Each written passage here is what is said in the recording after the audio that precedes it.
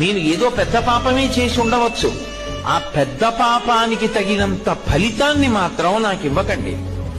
అంత పెద్ద అశుభవార్త నేను వినేటట్టుగా చేయకండి. దానివల్ల నేను తల్లడిల్లిపోయేటట్టుగా నన్ను మార్చకండి.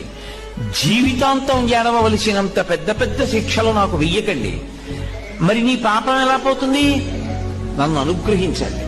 నేను తప్పు చేశాను. ఎందుకు చేశాను? మీరున్నారని తెలియక చేశాను ఒకప్పుడు ఆ పాపం.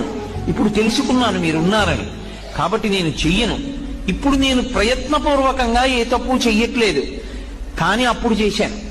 ఈశ్వర, మీరు నన్ను మన్నించి ఆ పాపము యొక్క ఫలితాన్ని ఇచ్చేటప్పుడు బహు తక్కువ చేసి ఇవ్వండి. నేను భరించగలిగేలా ఇవ్వండి తప్ప నేను భరించలేనంత దుఃఖాన్ని నాకు ఇవ్వకండి.